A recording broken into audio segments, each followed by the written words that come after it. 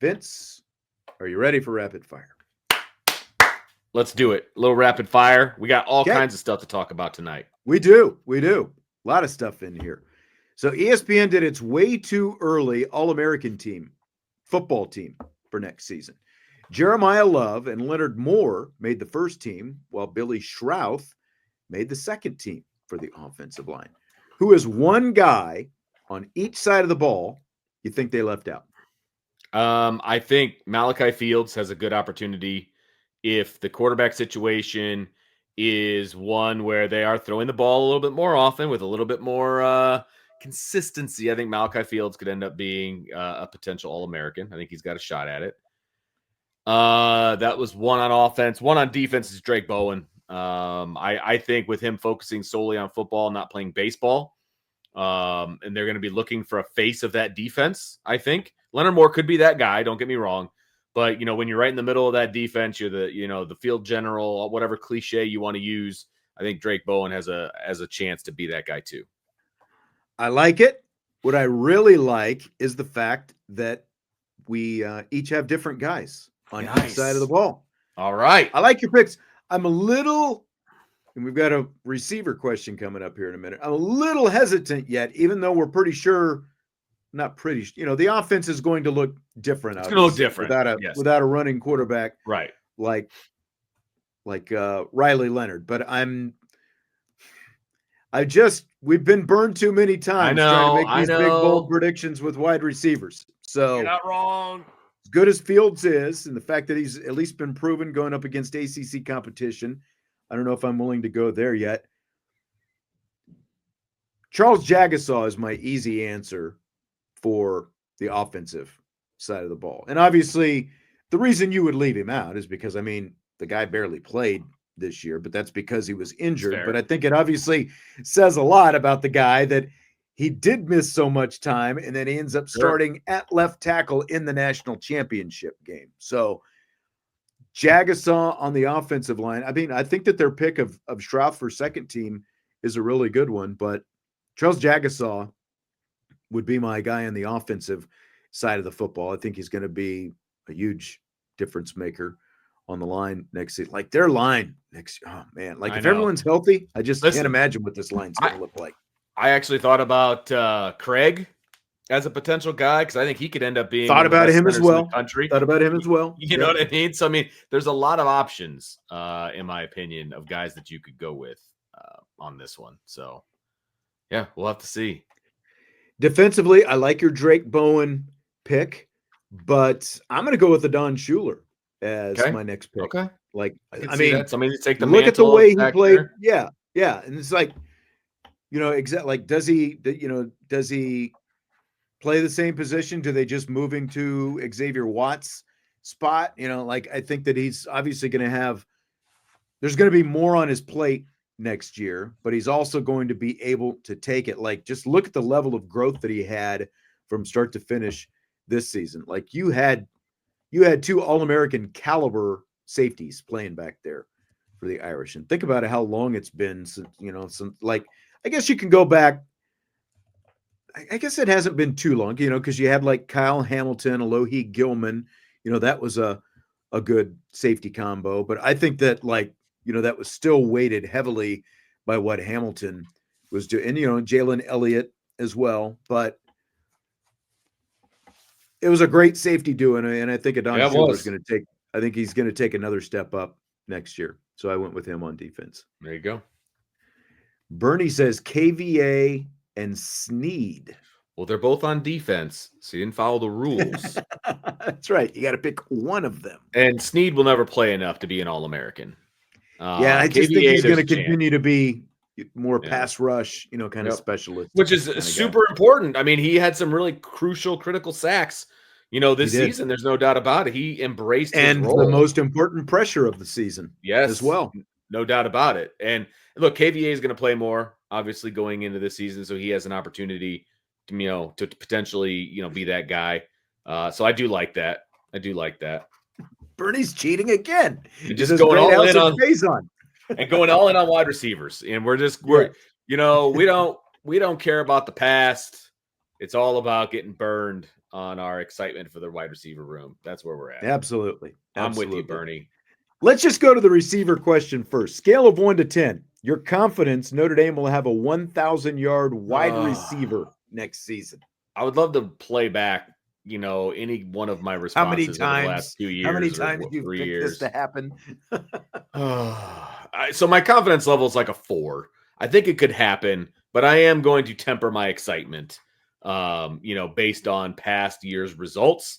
I do like the quarterback situation more for this to happen than I have in the past, but I have been burned in the past as well. And they are going to have talent at wide receiver. So I don't know if there's going to be, an alpha that's just eating up all the yards and, that kind of a thing. So I'm going to say 4. I'm saying there's a chance, but I'm going with less than a 50-50 chance. I think I'm probably right. I think my number is the same with you. It's about a 4. I think that it is more likely that they have a pair of 750 to 800-yard receivers than a 1,000-yard receiver. I like that. Now, I like that. With the talent that they're going to have in the room and, with how different we expect the offense to look and the fact that you're still going to have 2 studs in the backfield as well. Yeah. There should be great balance. So it could happen, but it's been so long since we've seen a 1,000-yard receiver. Like I said, I just think it's more likely that we see a couple guys have some, pretty good numbers, but I'm not willing to go, that all in on a 1,000-yard guy. I will be happy to eat my words. Of course, Salty is making his pick. Yeah. And look, I get it, man. And we were with you this time last year. Especially after the spring game. Yeah. But I'm just not ready. I'm not ready. Now, maybe after the spring game, I'll be reinvigorated to go down that road, but not yet. I'm just not there yet. Okay, Vince. How USMA 87 says Fields ? And that's possible. I think that like you think, he's got the best chance. You just pick Fields as your potential All-American. That's the case. He has 1,000 yards. Chance. Yeah. I think he does have the best chance. I think he has the best chance of being kind of the alpha wide receiver if there's going to be one. Yeah, I do. I think he could be a big game guy. Yeah. I don't disagree. Just nervous nervous about it, Sean. I wonder what we're going to get to even see this spring. I'm still curious about like what this spring schedule is going to look like with this, since they're going to end spring on April 12th. I mean, the end of the spring is feels like it's right around the corner. Like April 12th does not seem that far away is the thing. You know what I mean? And so that's only a little bit more than 2 months away at this point. And exactly. It hasn't even started yet. And spring, I feel like spring ball usually lasts 2 months. So it's going to get started here pretty soon, I would think. I don't know. Or it's going to be super condensed. One of the two. Vince, big picture question here. Okay, I like how many times would it be acceptable for Notre Dame to miss the playoffs over the next 10 years? So you've got a 10-year window. How many times would it be acceptable for them to miss the playoffs? In the moment, like in the year, 0. Because you know what I mean? Because I think never miss the playoffs. They never, just got to ever. the championship game. But realistically, I think it's 3 or 4. I think 3 or 4. Okay. USMA 87 says 2. My initial thought was 2, but I also think that's a little bit, maybe you're ratcheting it up there a little bit. Well, they are going to expand. Now, if they expand this thing to 16, then that's going to change it. That does. But if we're gonna go based on the fact, just like that, it's 12 right now, and even if it goes to 14, I think 3 is probably my number, because you still have to sort of factor in, look, okay, they just went to the national championship game, but guess what? You're going to have an inexperienced quarterback starting at quarterback this year, but everyone's expectations are still going to be really high this year because of the schedule and because of everything else and the talent and, the roster and like the whole thing. I think it's 3 because that basically gives you on average, like every third year. So you're in the playoffs twice, third year you miss, and that still gives you another year in there. So I think that 3 is a pretty fair number, like to factor breaking in new quarterbacks along the way. And, when you do have, some roster turnover and stuff like that. So I think 3 times in 10 years, to me, that would be acceptable. Yeah, Casey I'm good with that. is going with the all in. You can never miss the playoffs now. How many for Ohio State? I mean, I guess don't follow Ohio State, so I don't know what their roster. We don't care about Ohio State. Look, they're replacing both their coordinators too. So right. Here's the other side of it. For Michigan, like, it's much more acceptable this year because you won a national championship. Sure. You had a coaching change. You lost, your quarterback went high in the first round. You lost a lot of different guys. I think they invited and you ended up beating Ohio State combine. So like if you're Michigan, if you were a Michigan, like take Michigan out of the equation. Let's say Notre Dame won the national championship last year and had the season that Michigan just had. Could you live with that? Oh, not in the moment. Big picture, yes, but not in the moment. And Michigan fans will say the same thing. Now that the season's over, they're going to say exactly what you just said. Well, we got that national title under our belt. We had, 22 guys invited to the combine, and we beat Ohio State. We're good. Moving on to next year, we just paid $8 million for a freshman quarterback. We're going to be national title contenders again. That's what you're saying if you're a Michigan fan, We've also done plenty of hypotheticals on this show. Like if Notre Dame were to win a national championship, would you take that if you knew going in they weren't going to win one for at least another 30 years? Oh, would you take the championship? Could you live with that? Lord, would you take that trade-off? Man, either that or not have any for the next 30 years. Like, is that what I'm trading off? Because I guess I'll take no national championships. You're going to take your national championship, but then you're going to go 30 years. God, that's awful. Yep, that's awful. But yeah, I mean, I would take. But that could still mean you're in the playoffs every year. It's like, well, good point. That's actually a really good point. You could be in the playoff every year and just not win. It's a little bit like that, It's a little like depressing is what it is, but that NFL team down there in Arlington, they go to the playoffs, but where have they gone in the playoffs? So like, are you willing to take that trade-off? Like it definitely in the short term, it feels pretty good, but the farther that goes and the more you're going into the playoffs and you're losing playoff games, you're not winning another championship, you're going to get pretty frustrated with it. Mm-hmm. But I think most fans would probably take it right now. Don't you? Just give me a championship. Give me a championship. A lot would. Gosh, that's depressing. Yeah. Like how fast are Ohio State fans going to get on Ryan Day next year? Like, I mean, he's just lost both coordinators. You're obviously going to be looking for another quarterback. Still going to have a lot of talent around. Yeah. Are they going to be wanting to fire him? Are they going to want to fire him if he loses in Ann Arbor again next year? Yeah. Yeah. Right up until they make the next playoff. But I mean, they did just win the national championship. So I mean, exactly. He's going to be able to sit on that one he's going to sit on that one for a while. But winning the national championship is only going to buy you so much. Look at LSU. Right? Ed Orgeron won the national championship, and it went downhill pretty fast after that. It did. You know what I mean? So, like, it's only a lot of other factors involved in that, but still, like Ed Orgeron kind of did himself in. I get it. Little Ed did Big Ed in, so to speak.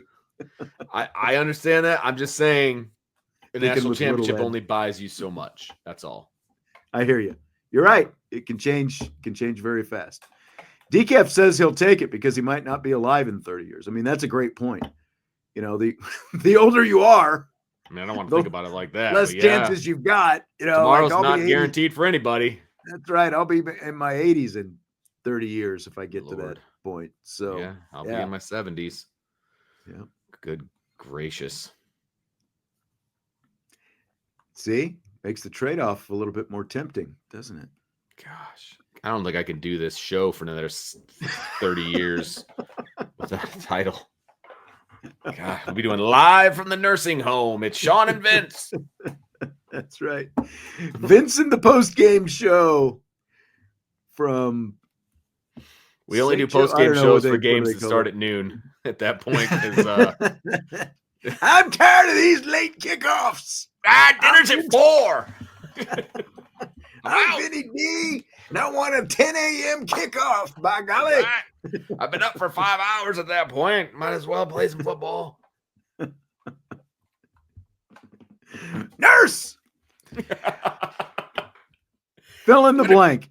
I'm going to shut off my camera while I get my, dialysis bag fixed or whatever, Fill in the blank. Marcus Freeman's son, Vinny, getting an in-home recruiting visit from a Michigan wrestling coach is blank.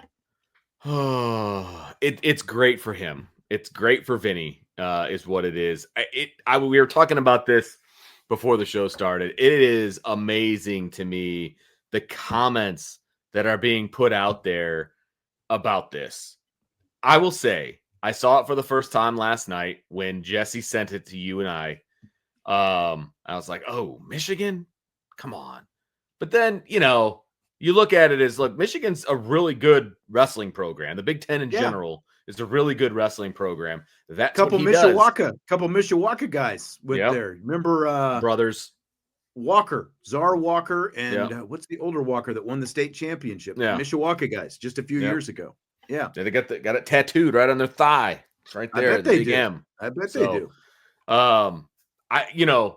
It's good for Vinny. Vinny's a really good wrestler. I mean, he went to state, and placed as a freshman in a man's weight class. You know what I mean? It's not like he was a 106 or 113 or something like that. It's really impressive. They're not, the head coach at Michigan is not coming down to visit him in-house because of what his last name is. Okay? Let's be real clear on that. That's not what's happening. I can't believe the people who think that would factor in. Like, come on. Like he just wants to come down because it's Marcus Freeman's. No. He's not going to drive down here and waste his time. Not a chance. 3+ hours to get to South Bend just because it's Marcus Freeman's kid. Correct. Like this is, as you said, this is a kid who's accomplished. He placed at state as a true freshman at 190 pounds. That is an accomplishment in itself. He went to state as a disappointing sophomore finish as there, well. but yeah. whatever. I mean, it's of course it's going to be disappointing if you placed the year before. And then you didn't place the year after. Yeah. Exactly. Right. And look, just because his dad is the head coach at Notre Dame doesn't mean if Notre Dame had a wrestling program that he has to go to Notre Dame. Like, that's kind of nonsense, actually, because I'm sure he wants to blaze his own path. You know what I mean? Like, I don't know. I don't think that one has anything to do with the other. I really don't. And Notre Dame, I don't know. Notre Dame hasn't had a wrestling program in a very, very long time. Something like 30 years, I think. It's around 30 been years. At least that long, because the Golics, like Mike Sr. and his brother Bob were both very good wrestlers back in the day. But Notre Dame doesn't have a wrestling program, Josh. Ago. So they have a club that is not sponsored in any way by Notre Dame. They do not have a wrestling program due to Title IX. They don't have a wrestling program at all. So they have boxing. It's gone away. They are not Division II. They are nothing. So I'm very confident. And that's the thing. Whether it's Notre Dame or like Division I wrestling programs, have been, they've diminished quite a bit in the last 40 years. And like Chris was saying, it'd be better if he was the Penn State coaching, sure. Kel Sanderson, like that dude just racks in the studs over there. But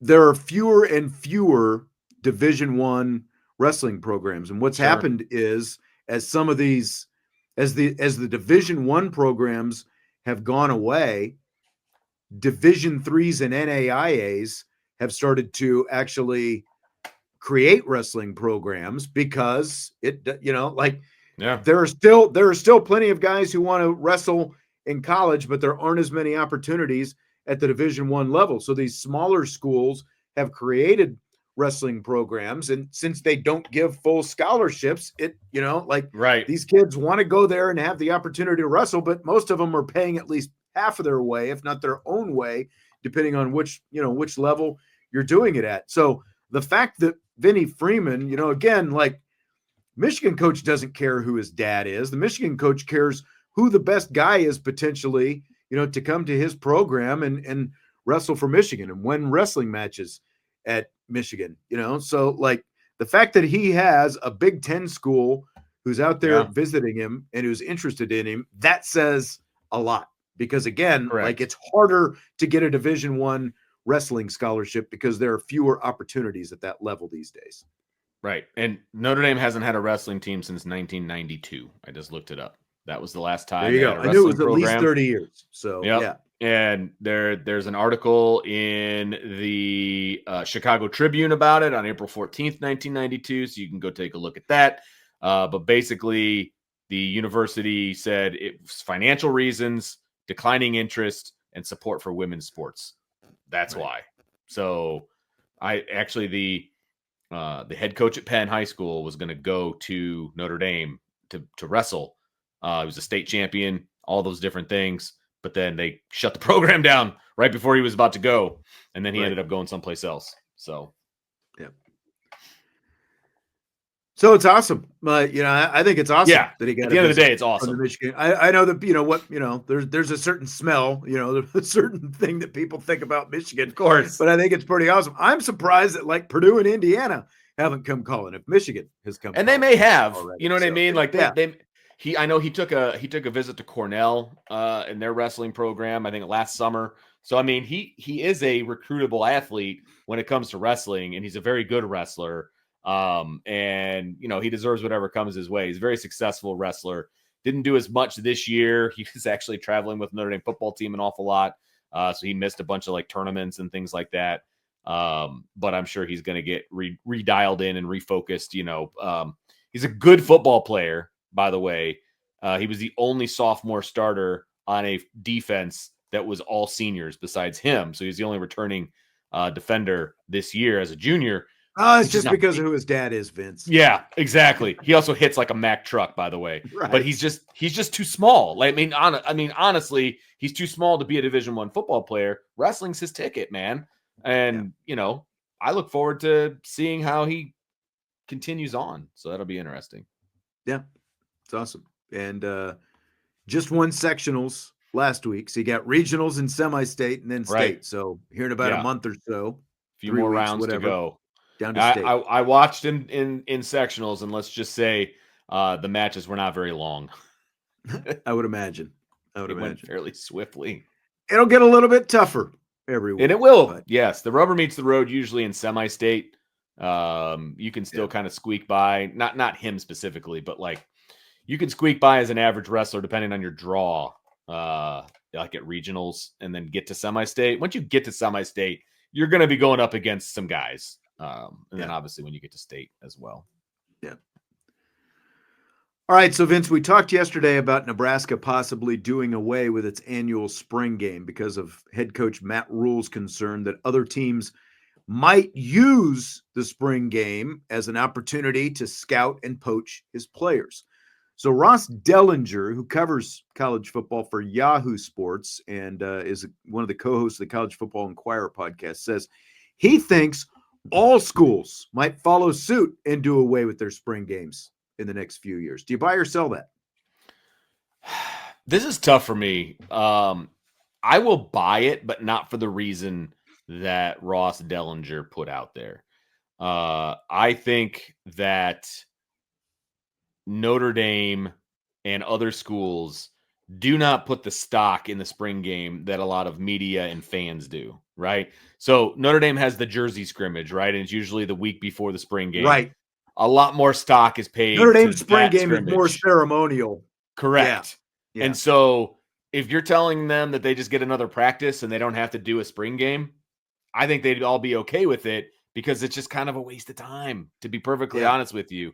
You know what I mean? Yeah, it's an opportunity for walk-ons to play in the stadium and all of those things. And it's all wonderful and it's all great. But from an actual X's and O's and like a practice, it's a wasted practice, number one. And number two, it's just a chance for guys to get hurt, frankly. And it's usually not great football. You know what I mean? And so I think they would be okay with it, not because they're worried about their players getting poached or any of that other nonsense, but if they're given the option, I think a lot of coaches would be like, yeah, you know what? We're good. We don't need one. I think And that's accurate. I can't imagine, I think the biggest revenue part of Notre Dame's spring game is just the fact that it's tied in, Peacock is televising it. And I don't know how much, how much of a That's factor that fair. is with, Yeah, with the contractually. NBC contract or anything, but there are fans. You don't come close to filling the thing. You got maybe 20, 30,000 tops most of the time out there, between, 20 and 25 or something like that, so it's not like you're packing it in and the tickets are pretty cheap. And I'm talking about just Notre Dame. Now there are other places, like Alabama's and some of these other places where they just pack them in there, for the spring game. Yeah. So I Yeah. think you're right. Like from Notre Dame's perspective, how much do you actually need the blue gold game? How much Right. of it is just ceremony, and what are you gaining out of it versus like we saw much more actual, in the closed door that remember they opened the doors for the media for the Jersey scrimmage the week before the blue gold game. So Right. like the cameras weren't on, but we got to see, some actual competition out there. Yes. And we got to, That's what they do, like, ones versus ones, and yeah, it's just much more. Look, the spring game is all it's all for show, man. They do the draft, they have all these different things that take place, and it's just for fun. It's for the fans, which I do like. And I said that on last night's show. I like the fact that this is a game that fans can actually attend cheaply.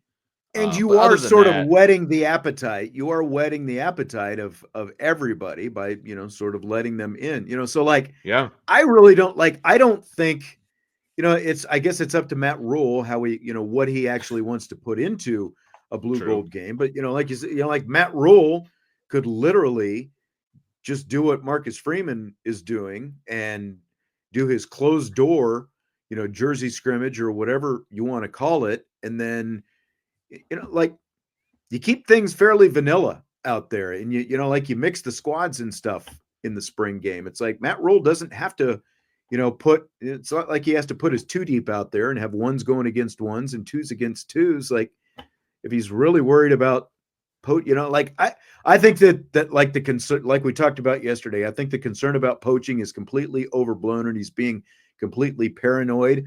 And at the same time, if he does shut down his own game, then I would assume that he's going to be finding as much film on everybody else's spring game as possible. So Yeah. Yep. I don't know. I think that it's overblown. I don't know. It doesn't feel like we're that close to everyone just doing away with spring games at the same time. That's fair. I would But be. I will be kind of curious to see sort of, the barometer, like the temperature that some of these other coaches have on this thing, if they really think that it's that big a threat. And like if other guys really do think like Matt Rhule thinks here. And I'm trying to decide if I care about the spring game. You know what I mean? Like if it would be, if I would be upset that there was no spring game. I don't know that I would be. I mean, as long as a media member, I still got to watch a few practices, watch the Jersey scrimmage. I don't need the blue gold game. I agree. Yeah. I mean, I felt like, because like the other side of it is, and we talk about this all the time, and the same thing is going to be true this year, because the spring game is the only glimpse that fans really get to put their own eyeballs on those players. Way too much importance is placed on what they see in that one game. And that is their lasting memory from April until the season starts in late August or early September. Yeah, like good call. That's their impression. Like what they think of, this player versus this player is solely based on what they see in that one opportunity. Which is just so hilarious to me. Yeah. USMA 87 threw this out there for you. Asked if girls wrestling is happening in India. It is sanctioned this year, right? Like, did they just start sanctioning it? This is the first year. This is it was an emerging sport for the last couple of years or a few years.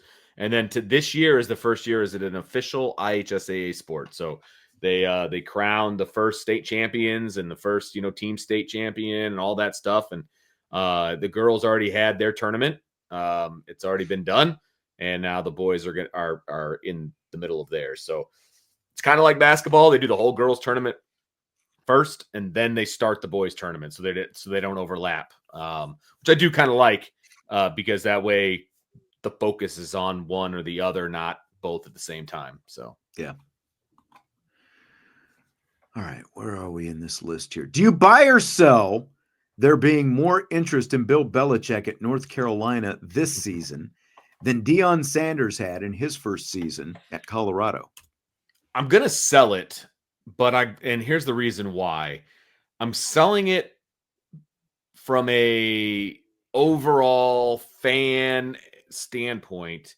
I think football minds are more interested in what Belichick is doing because they want to see how it translates from the Patriots to North Carolina and things like that. But the overall eyeballs, I think there were more on Colorado than there are on North Carolina. Does that make sense? Like, I think more football-minded people are paying attention to North Carolina than they did to Colorado. But the overall big picture with Coach Prime and all the social media, and like, we know Belichick isn't going to have a documentary following him around all the time like Coach Prime does, right? I just got done watching the one over this past season. It was really good, but Belichick ain't doing that. You know what I mean? Like, it's just not going to have the forced eyeballs on it like Colorado did. I tell you what, the TV networks went all in. You know, remember they televised that TCU game, and Labor Day weekend, Monday, I believe it is Monday night, standalone. It's going to be North Carolina, and I believe, ironically, TCU once again. And that was that was Prime's first game, was against TCU. So I don't know. I think early on there's going to be a ton. There's going to be a lot of Belichick talk. You know, will it be like the thing about Deion and Colorado was because of his personality and, you know, the way he went back and forth with the media, and obviously got, you know, pretty pointed with the media, you know, like you were supposed to be a true believer in Coach Prime, or you weren't supposed to be there covering the team. I think there's going to be a heck of a lot more talk about North Carolina football on ESPN and even on NFL Network because of Belichick's NFL ties. So I think that, you know, it might not quite rise to the, you know, what would you, I don't even know. It's like a cultural phenomenon when Deion went. Like, that's it's not probably going to be that. The best way to put it. I don't think it becomes that, but I do think that there's going to be especially a lot of people who primarily have covered the NFL who are going to be keeping their eyes on North Carolina because of the Belichick football minds. You know what I mean? Like, people that know football. So that's kind of what you're talking about then. Claim to know theoretically football. Anyway. Yeah. You know, claim to know football. Are going to be dialed in on this.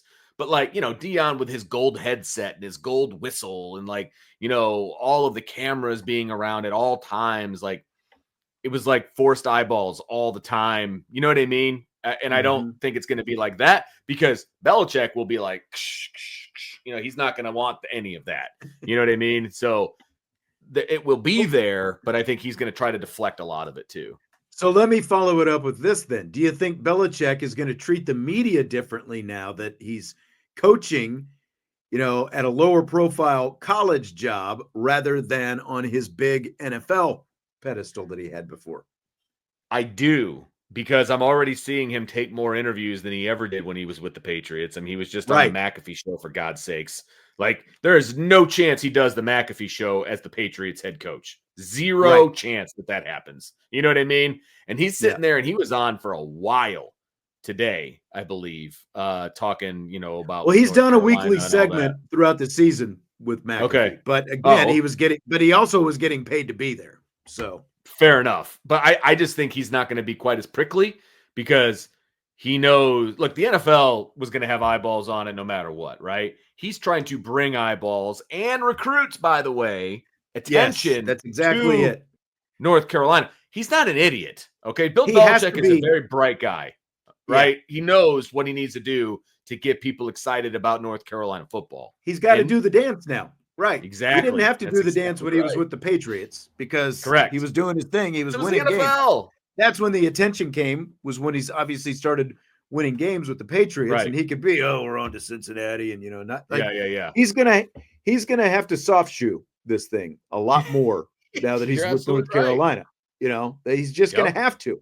And I think that probably this year off, where he was doing some of this media stuff, whether it was the McAfee show or Peyton Manning, the Manning cast, and what else was he doing inside the NFL with Ryan Clark and those guys? Like he was doing, a ton of media this year, and just talking ball more than he ever talked ball when he was with the Patriots, and because of the things that you're talking about, like he has to sell himself now to recruits and their parents, and he's got to have a lot different public image than he had when he was with the Patriots. Now that he's got 100%. now that basically he needs the media now much more than he needed them before. Because they're going to be his mouthpiece to getting word out to recruits and stuff. It's going to be kind of funny to watch, to be honest with you. I know. So the Super Bowl is this week. Chiefs fatigue has been, one of the hot topics, because they're going for their third straight Super Bowl win, of course, this weekend. Do you buy or sell the same team having so much success being good or bad for overall interest for, the NFL and TV ratings? I think parity is the name of the game for the NFL. I do. They've done a lot of things to make sure that parity exists, with the salary cap and, all of these different things, right? I think the NFL is at its best when there's parity and when there's different teams kind of fluctuating, towards the top. And you can have, a handful of elite teams as long as it's not the same team every single time. And I think when you get to 3 like this and you start to see the same team over and over, now you get the fatigue, right? Like the Patriots were I don't want to say America's team because we know who that is, but they were like the plucky underdog, and and it's Tom Brady and he's the 199th pick and blah blah blah, and everybody was rooting for him, and that kind of that went down as they kept winning, right? That's what the NFL is, man. You get the fatigue of these teams going back to back to back or whatever the case may be, and I think that's where the Chiefs are right now. They've kind of hit their peak. And now fans are like, okay, we're ready for something else. So you think it's bad for the NFL is basically what I do.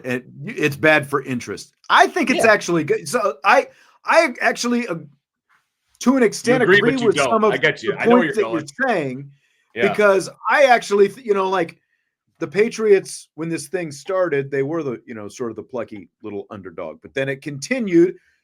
Was there some Patriots fatigue? Sure. But Bill Belichick was more than happy to put on his black hat. And, once you had things like Spygate and Deflategate and those kind of things, and the more the success continued, that essentially made the Patriots much more polarizing. And I think that that's what you actually need.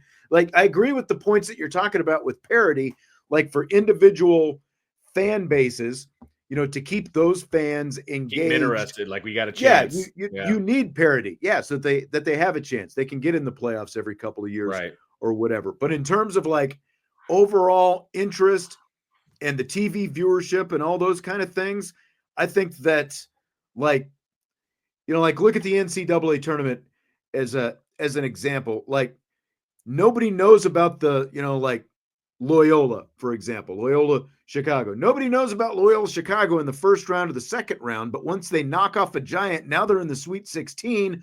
Okay, they've been around for a week, and now they win a couple more games, and it's like the story kind of builds the longer that they're around. And, to an extent, there's some similarities with the Chiefs because now everybody knows who Patrick Mahomes and Travis Kelce are because they've been exposed to such big audiences for 5 years, basically, like going back to their first Super Bowl appearance. But they've also now gone from, being like the young, plucky little guys, winning the championship.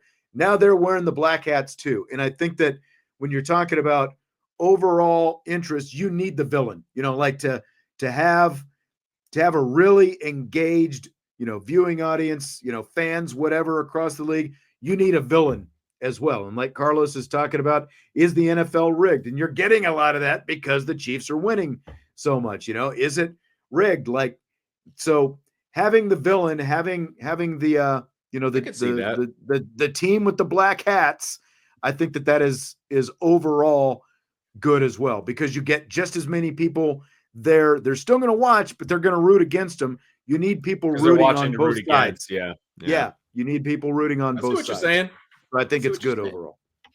See where your head's at. I mean, it sucks for every other fan of an AFC team, because it's like, especially if you're the Buffalo Bills, but you're probably going to get a lot of Buffalo Bills fans. You'll get those Bills fans who are going to tune in and they're going to pull for the Eagles because they hate the Chiefs so much now. Sure. Yeah. Just like you're pulling for the Chiefs because you hate the Eagles. Yeah, exactly. Yep. That's it. All right. Well, the show has finally come to a close tonight. We covered a lot of ground.